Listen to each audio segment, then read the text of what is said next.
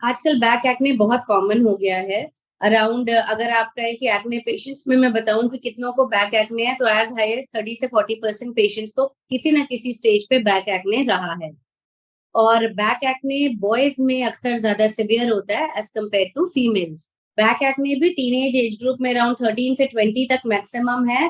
But अगर ये patients अपना प्रॉपर ट्रीटमेंट ना कराएं तो it can go even up to 40-45 years. I have seen male patients जो कि इतनी एज तक भी they suffer from back acne.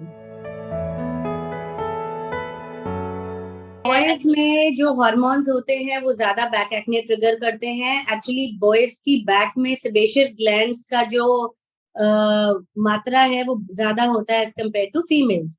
Plus boys का टेंडेंसी अक्सर एडिशनल होता है, they go to gym, then they take supplements, and supplements में अक्सर स्टीरॉयड होते हैं विच इज बहुत ज्यादा जो नुकसान करता है।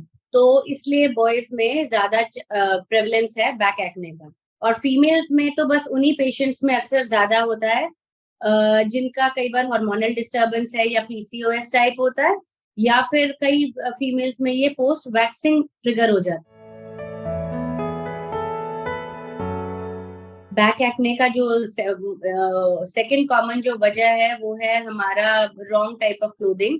सिंथेटिक क्लोथिंग अगर हम पहन रहे हैं जिसमें स्वेट जो है वो अब्सॉर्ब मतलब बॉडी के अंदर ही रह रहा है, वो पोर्स आपके ब्लॉक कर देता है, उसकी वजह से ज्यादा होता है।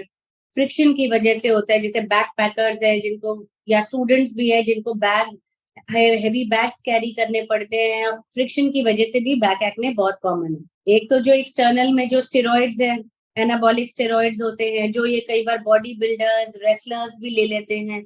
और दूसरे तो जो हमारे अपना जो मेल जो टेस्टोस्टेरोन है which is responsible for acne, वही करता है। बाकी पर्सनल हाइजीन जो जरूर मेंटेन करना होता है, you have to take bath once और twice depending on the season.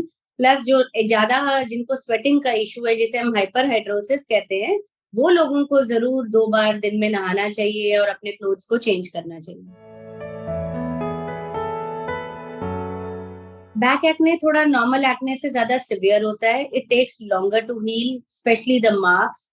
और बैक एक्ने में काफी तरह के लीजन्स आते हैं। कई बार it is only whiteheads and blackheads जिनको हम कील कहते हैं हिंदी में।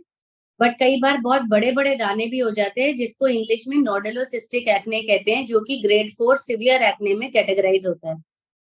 तो ऐसे केसेस को तो स्पेसिफिकली डर्मेटोलॉजिस्ट के पास आके अपना ट्रीटमेंट कराना चाहिए, क्योंकि अदरवाइज बैक एक्ने में स्कारिंग की पॉसिबिलिटी बहुत ज्यादा हो जाती है। अगर कोई दाना जल्दी ठीक नहीं हो रहा है या एक दाना ठीक हो रहा है दूसरा दाना आए जा रहा है और ये प्रोसेस चली जा रहा है जिसकी वजह से आपकी बैक पे निशान भी आए जा रहे हैं, तो आपको समझ आना चाहिए कि ये एक्ने है। और बैक एक्ने ना पूरी बैक की अपर बैक को कवर करेगा। दूसरे दाने तो सिर्फ एक आया या दो आया और वो ठीक हो गए, लेकिन अगर आए जा रहे हैं पूरी बैक पे धब्बे पड़े जा रहे हैं, then you should understand that it is acne.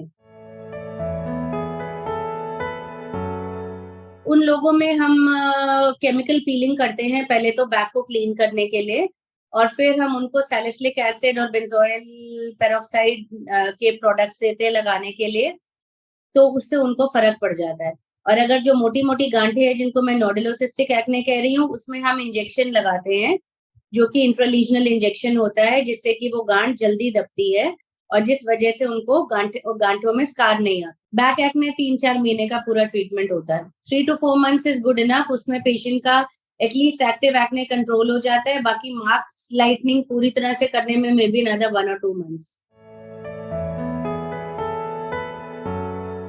आप बीच में कभी कभी मुल्तानी मिट्टी यूज कर सकते हैं, क्योंकि वो आपका एक तरह से स्किन का एक स्क्रब हो जाएगा। रगड़ना नहीं है, बस लगा के उसको छोड़ देना है and then just wash it off. वो ऑयल भी सोक कर लेता है, थोड़ा सा पोर्स को भी ओपन अप करने में हेल्प करेगा। बट वही बात है, ओवरडू नहीं करना है। कई लोग इसी को ओवरडू करते रहते हैं, फिर स्क्रब्स यूज करते हैं स्ट्रॉन्ग स्ट्रॉन्ग, वो सब नहीं।